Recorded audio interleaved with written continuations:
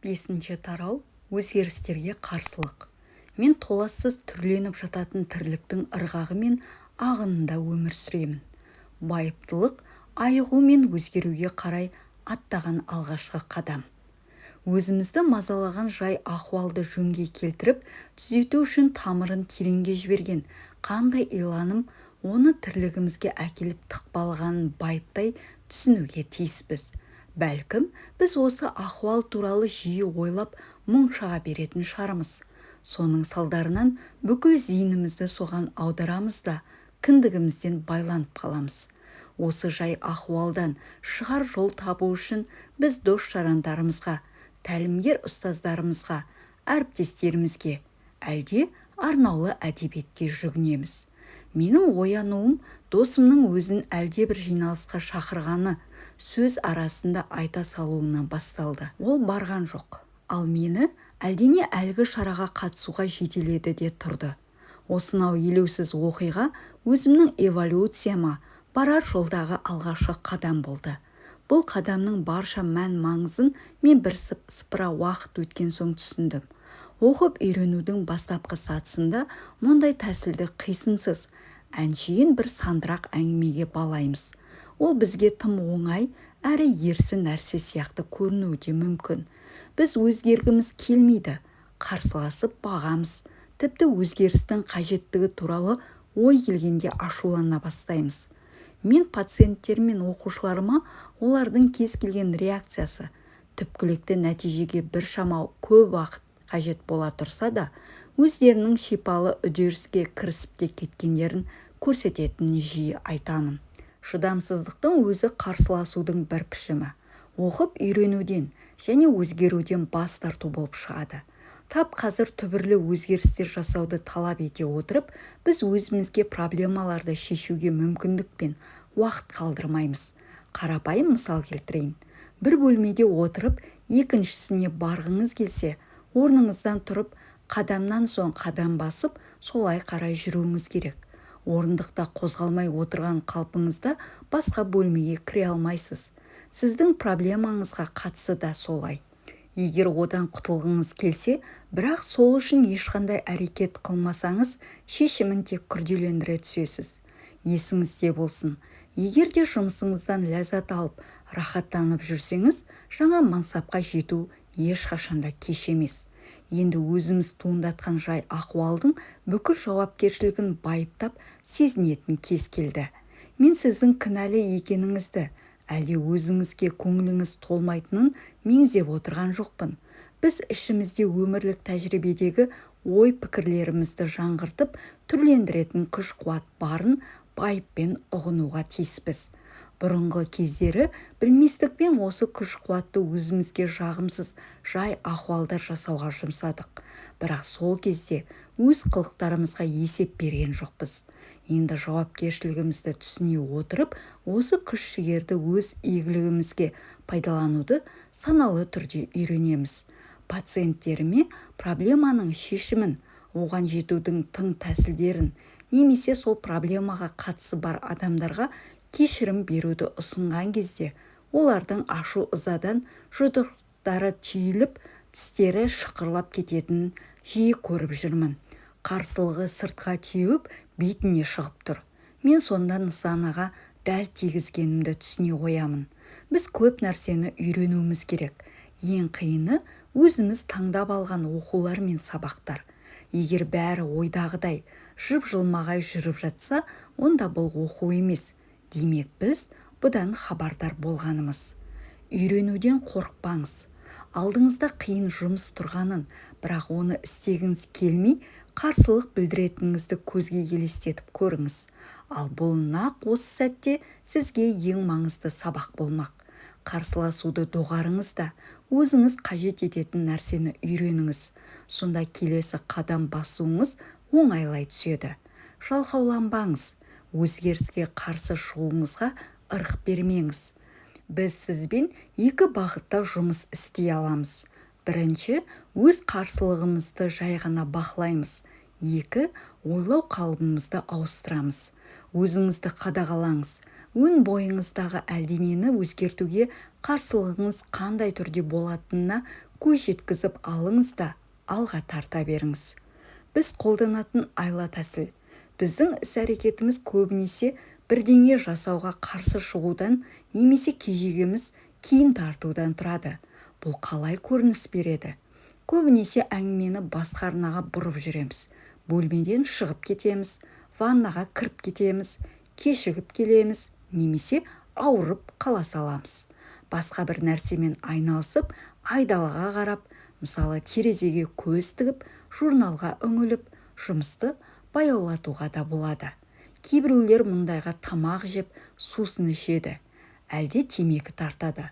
Айналасындағы адамдармен жаңа қарым-қатынас орнатады, немесе оны біржолата үзеді. Көлік апаттарына, электрлі тұрмыстық қондырғылардың, кәріз жүйесінің істен шығуына себепкер болады. Мен өздері іздеп келетін пациенттеріме жәрдемдесемін, бірақ дос-жарандарымның мазасын алмаймын. Өзіміздің қарсылығымызды ақтап алу үшін көбінесе біз кінәні біреуге жабамыз да, мұны күйеуім, әйелім түсінбейді, бұл үшін маған даралығымды өзгертуге тура келеді, тек есі ауысқандар ғана барады, ашуланған кезімде маған ешкімнің әлі келмейді, олар менің проблемамды шешуге көмектесе алмайды, менің жағдайым мүлде ерекше, мен оларды мазалағым келмейді, бәрі өзінен өзі қалпына келеді, ешкім бұлай істемейді деп, бұдан ештеңе шықпайтынын мәлімдейміз. Иланым. Біз өзгеруімізге кедергі келтіріп, тосқауыл қоятын ой-пікір иланыммен өстік. Міне, солардың кейбіреулері. Бұл тіптен дұрыс емес. Егер мен осылай істесем, жаман болады. Әдетте еркектер, әйелдер бұлай істемейді. Менің отбасымда бұған жол берілмейді. Махаббат маған қол емес. Оған бару оңай емес, алыс қой. Жұмыс бастан асып жатыр. Бұл тым қымбат екен. Бұл тым көп уақыт алады екен. Бұған сенбеймін. Мен ондай адам емеспін дегенге саяды. Олар күш-қуатымызды басқа нәрсеге жұмсаймыз да, өзгерістерге қарсылығымызды сонымен ақтап алғымыз келеді. Әдетте Құдай мұны қолдамайды. Мен жұлдыздардың қолайлы орналасуын күтемін. Мұндағы жағдай қолайсыз екен. Олар менің өзгеруіме рұқсат бермейді. Менде жақсы ұстаз жоқ. Менің дәрігерім бұған қарсы. Жұмыстан кейін бұған уақыт таба алмаймын. Оларға алданып қалғым келмейді. Бәріне солар кінәлі. Әуелі олардың өздері өзгеруі тиіс. Мен алған бойда осыны істеймін. Сіз, олар, түсінбейсіз, ұқпайды. Оларға зиян шектіргім келмейді. Бұл менің тәлім-тәрбиеме, діни және пәлсапалық иланымыма жат нәрсе деп сынықтан сылтау іздейміз. Біздің әрқайсымыз сыртқы кескін келбетіміз, түр-тұрпатымыз жөнінде өзіндік түсінікті иеленіп, оны өзгерістерге кедергі немесе бас тарту ретінде пайдаланамыз. Сөйтсек, біз тым кәрі, жас, семіз, арық, аласа әлде ұзын бойлы, жалқау, қайратты, әлсіз, тұйық, ажарлы, кедей, олақ, жеңілтек, байсалды, тоқмейіл екенбіз. Сізге осы тізбе тым артық, шұбалаңқы көрінбей ме? Кейінге қалдыру тактикасы. Жұмыстың басталуын соза түсу үшін өзіміз қолданатын әдістер туралы айтайық. Біздің қарсылығымыз кейде кейінге қалдыру ыңғайында болады. Өзімізді былайша: мен мұны кейін істеймін. Мен қазір бұл жөнінде ойлана алмаймын. Қазір менің уақытым жоқ. Бұл мені жұмысымнан қол үздіреді. Иә, идея жақсы екен, бірақ оны басқа кезде істейтін шығармын. Бұл туралы ертең ойланайыншы. Мынаны бітіріп алайын. Қазір ондай кез емес. Мұны бастау тым кеш немесе ерте деген сияқты деп өзімізді ақтап алғымыз келеді. Бас тарту. Мына сөз тіркестері қандай да бір өзгерістен бас тартуды білдіреді. Менде бәрі жақсы. Бұл проблемаға ештеңе істей алмаймын. Соңғы кезде менде бәрі тамаша болды. Сол өзгерістен маған қандай пайда бар? Егер бұл проблемаға көңіл бөлмесем, өздігінен шешілетін шығар. Қорқыныш. Қорқыныш атап айтқанда белгісіздік үрейі. Тегінде өзгерістерге қарсыласудың ең басты себебі болып табылады. Айлы шарғылардың тізімі ұзыннан шыбақ болуы мүмкін. Өздеріңіз қараңыздар, мен әлі дайын емеспін, мен сәтсіздікке ұшыраймын, олар мені қабылдамайды. Ал көршілер не ойлап қалады? Күйеуіме, әйеліме айтуға қорқамын. Маған мұны тыңдау ауыр болады. Бәлкім маған өзгеру керек шығар. Сірә бұл көп ақша тұратын шығар. Бұл жөнінде айтқым келмейді. Мұнымен күресуге енді күш-жігерім жетпейді. Менің қай жерде өліп қалатынымды кім біледі? Өзімнің тәуелсіздігімді жоғалтқым келмейді. Бұл сондай қиын ғой. Қазір қаржылық қиындықтарға келігіп қалдым. Жон арқамды жарақаттағым келмейді. Мен кемелдікке жете алмаймын. Мен ешкімге сенбеймін. Бұл абырой беделіме нұқсан келтіруі мүмкін.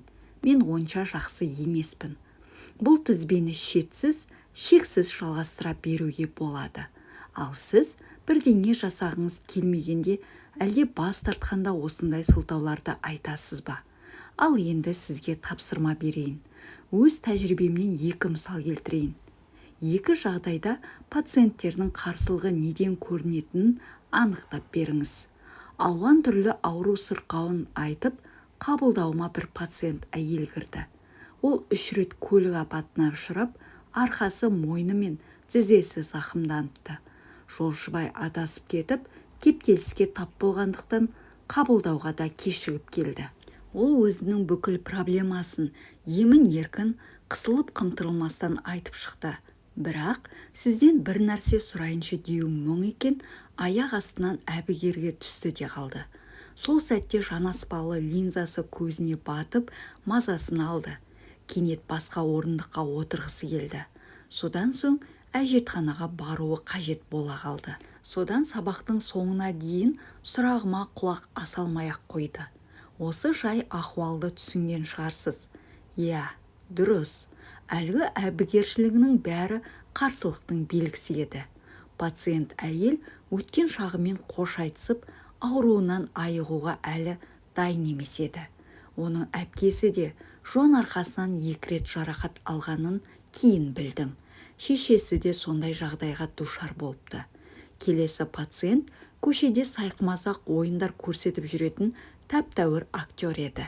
Ол өзгелерді, әсіресе студенттерді алдап, талай тақырға отырғызғанын, жымқырған затымен дер кезінде табанын жалтыратқанын айтып мақтанатын. Сөйте тұра үнемі ақшасыз жүретін, пәтер ақысын кемінде 1 ай кешіктіріп төлейтін еді. Тіпті оның телефонын жиі айырып тастайтын. Алқам-салқам киінетін, жұмысты тейіп қашып істейтін. Тұла бойы қақсап ауыратын еді. Жеке өмірінің де қиюы қашып, жолы оңғарылмай қойған екен. Осы жай ахуал жайында сіз не ойлайсыз? Я, дұрыс айтасыз. Ескі әдеттерімен қоштасуға әзір еместігі пациенттің өзгеріс атаулыға қарсылығын айғақтап тұр. Достарыңыздың мазасын алмаңыз. Өзімізді жетілдіруге жұмыстанудың орнына біз көбінесе достарымыздың бірін өзгертуге тырысамыз. Бұл да қарсыласудың бір түрі. Емдеу практикамды бастаған жылдары маған бір пациент әйел келіп жүрді. Ылғи ауруханада жатқан өзінің достарына барып шығуымды өтінетін. Оларға жай ғана гүл шоғын беріп жіберудің орнына ол достарының проблемаларын менің көмегіммен шешкісі келді. Мен оның сырқаттанып жатқан құрбыларына магнитофон қолтықтап барамын. Олар таң қалады. Өйткені менің мұнда неғып жүргенімді, өздеріне не істемек ниетім барын білмейді. Өздері менімен кездесуді қаламайтын адамдармен араласып құраласудың қажеті жоқ екенін көзім жеткенге шейін осылай жалғаса берді. Кейде маған пациенттер тек қызықтау үшін келеді. Немесе олардың маған келер жолын әлдебір байшы-кештер алдын ала төлеп қойған болып шығады. Бірақ бұл әдетте ешқандай нәтиже бермейді. Әлгі адамдар да маған енді қайтып келмейді.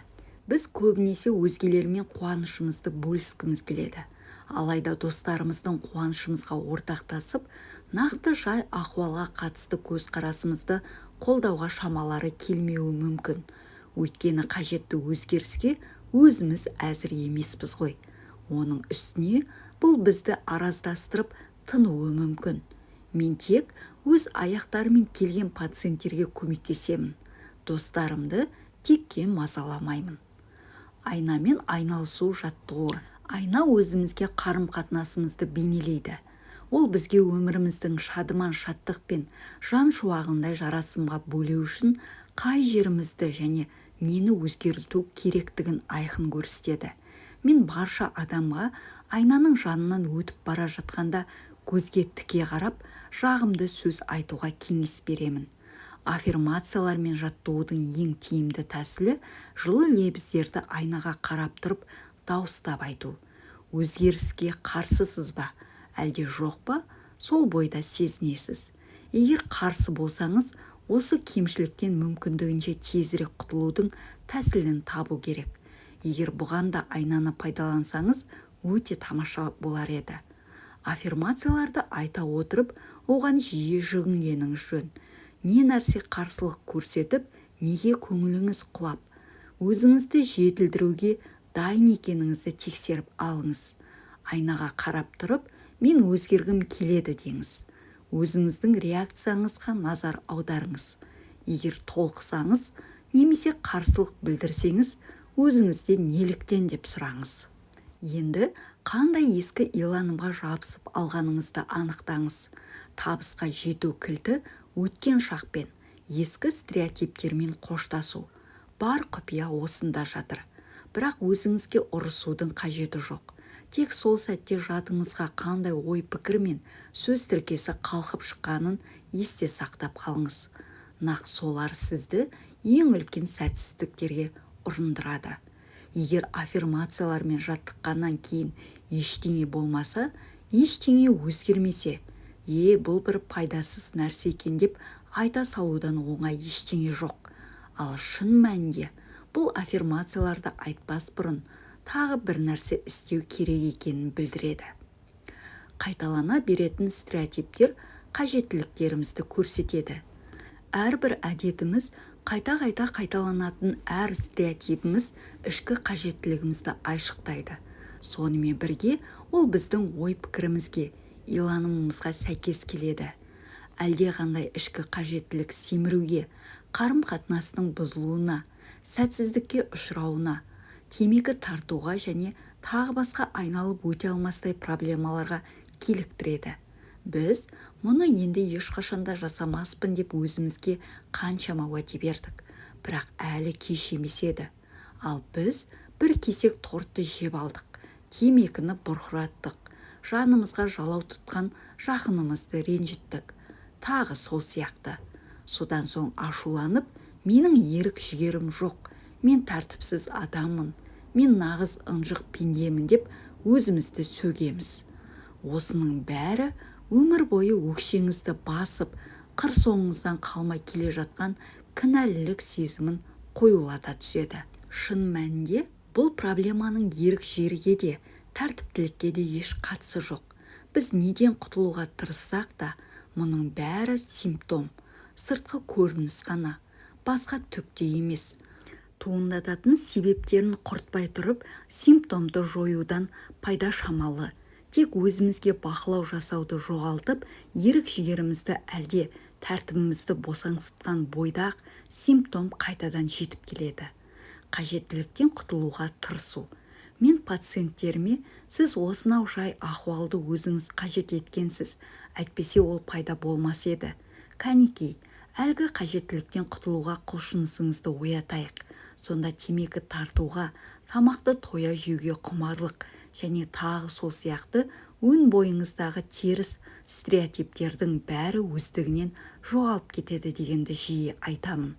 Мұндай жағдайда алғашқы аффирмация мен қарсылық көрсету қажеттілігінен арылғым келеді деген сыңайда айтылуға тиіс. Өзіңізге мен қарсылық көрсету қажеттілігінен, мейлі ол бас ауруы, артық салмақ, қаржының жетіспеушілігі және тағы басқа болсын, құтылғым келеді деңіз.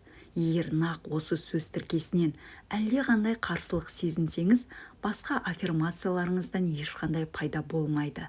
Өзіңізді өзіңіз шырмап тастаған торды жоюыңыз керек. Егер де жіп шумағын тарқатып көрсеңіз, тінін тартқылап созбақтаған сайын шатысқан түйіні шиеленсе беретінін жақсы білесіз. Шатысқан түйінді асықпай тарқатып, шыдаммен шешу керек. Сана сезіміңіздің шиеленіскен түйінін тарқату үшін де сізге сондай сабырлық пен табандылық қажет-ақ. Қажет болған жағдайда достарыңыздың, әріптестеріңіздің немесе мамандардың көмегіне жүгініңіз. Осы үдеріс барысында өзіңізге сүйіспеншілікпен қараңыз. Табысқа жетер жол өткен шақпен, ескірген стереотиптермен қоштасуға ниеттену. Бар құпия осында жатыр. Проблеманың қажеттілігі деп аталатын нәрсе туралы айтқан кезде мен әрбір сыртқы кескін әлдебір ойлау қалыбының табиғи көрінісі екенін меңзеймін. Сыртқы көрініс симптоммен күрес жүргізу, күш-жігерді текке зая етуден басқа түк емес. Соның салдарынан проблема тек күрделене түседі. Кез келген істі кешіктіріп бастау мен лайықты емеспін деген иланымның бір көрінісі. Қайткенде де іске кірісуден қашқақтап, әрқилы айла шарғылар мен сырғыма сылтаулардың етегіне жармаса кетуді әдет етіп алсаңыз, сізге мен лайық емеспін деген иланым тән болғаны. Өзінің іс шаруасын сағыздай созып, ырғалып-жырғалып жүретін адамдардың көпшілігі қыруар күші мен уақытын зая етіп, сол үшін өзін сөгіп, жалқау атандырады. Әрі өзінің нашар адам екенін өзіне дәлелдеп бағады. Өзгелердің қуанышын көре алмау.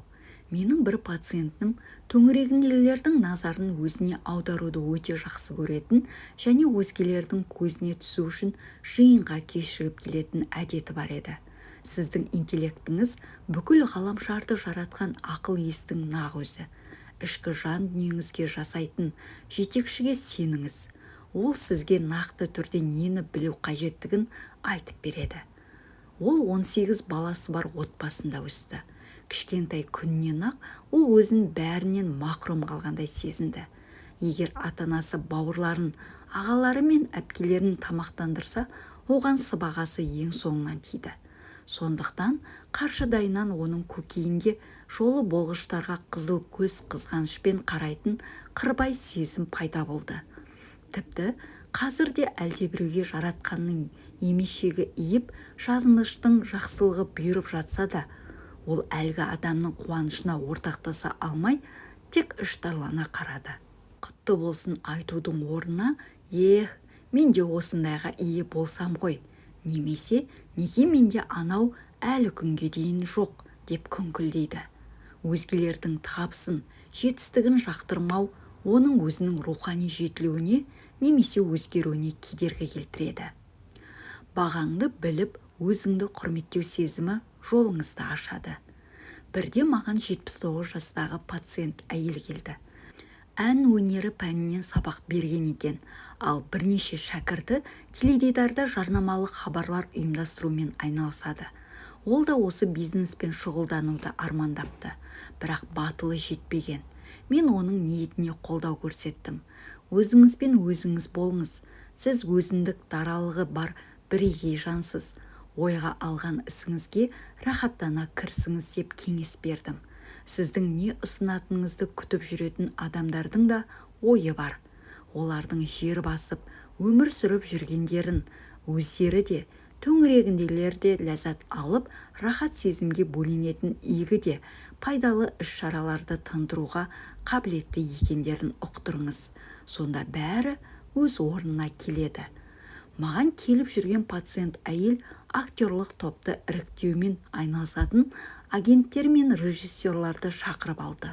Олар келген бетте өте егде әйел бола тұра жарнама мен хабарландырулар беруге байланысты бизнеспен айналысқым келеді деді.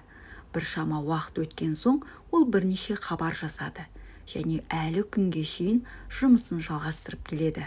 Оны көгілдір экран мен журнал беттерінен жиі көремін. Есіңізде болсын, жаңа қызмет жолын бастау ешқашанда кеш емес. Әсіресе сіз сол жұмыстан ләззат алып, рахатқа бөленетін болсаңыз, айыңыз оңынан туатыны хақ. Өзіңізді сынап міне берсеңіз, ешқашан мақсатыңызға жете алмайсыз. Өзіңізді сынап міне берсеңіз, жұмысты бастау арынан баяулатып аласыз, немесе жалқаулыққа ырық беріп қоясыз. Сондықтан ақыл-ой қуатыңызды ескі стереотиптен арылуға, ойлаудың жаңа қалыбын жасауға жұмсауға тиіссіз. Өзіңізге мен лайықсыз болу қажеттілігінен құтылуға тиіспін, және де өмірдегі бар жақсылыққа кенелуге лайықпын. Енді осыны өзімнің мойындауыма іңкәрлікпен рұқсат етемін. Бірнеше күн бойы осы аффирмацияны қайталап айтуыма орай істегі іркілістің сыртқы көріністерінің бәрі өздігінен жоғалып кетеді. Сана сезімімде өзімнің құндылығым туралы ой орныққан бойдақ, маған ізгілік пен игіліктің өзі көп күттірмей жетіп келеді деңіз. Ал бұның жағымсыз ой пікірлермен немесе өміріміздегі сыртқы көріністермен ара қатынасы қалай болар екен деп өзіңізге сұрақта қоя аласыз. Проблемаға және әңгіме арқауына айналып отырған нәрсеге көзқарасыңыз қандай екеніне қарамастан, біз тек ой пікірлерге қатысты және оларды өзгертуге болатыны жөнінде ғана сөз қозғаймыз. Егер қандай да бір жолмен жағдаяттарды өзгертуді қаласақ, біз мен осы жағдаяттарды қалыптастыратын өзімнің ойлау қалыбымды өзгерткім келеді деп айтуымыз керек. Өзіңіздің сырқатыңыз немесе басқа да проблемаларыңыз туралы ойлаған сайын, осы сөз тіркесін сан мәрте қайталаңыз. Оны дауыстап айтқан сәтте-ақ өзіңіздің жағдаяттар құрбандығы емес екеніңізді бірден сезінесіз. Сіз енді бұрынғыдай дәрменсіз емессіз. Өзіңіздің күш-қуатыңыз еселенгенін анық білесіз. Мұны өзім жасап алғанымды түсіне бастадым. Енді маған күш-қуатым қайтып оралды. Ескі ой пікірлерімнен арылуға ниеттендім деп айтыңыз өзіңізге. Өзін-өзі сынап мінеу. Өзінің жағымсыз ойларымен бетпе-бет оңаша қалуға жүрегі дауаламаса да, дастархан басында бір отырғанда жарты килодай сары майды жеп қоятын, сонымен бірге тағы бірдеңелерді апыл-ғұпыл асап малжаңдап отыратын бір клиент әйелді білемін.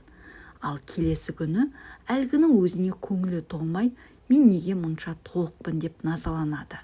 Ол кішкентай қыз кезінен ақ үстелді жағалап жүріп, отбасы мүшелерінен артылған тағам қалдықтары мен сармай кесектерін шетінен асай беруге әдеттенген екен. Үй ішіндегілер мұнысын қызық көріп, күлкіге кенелген. Өрескел қылығын қолдағандай ешқайсысы бетінен қақпаған. Өзіңізді сөгіп ұрысқанда немесе жазалағанда кімге ықпал ететініңіз жөнінде ойладыңыз ба? Стереотиптеріміздің бәрі, жағымдысы да, жағымсызы да 3 жасар кезімізде қалыптасады.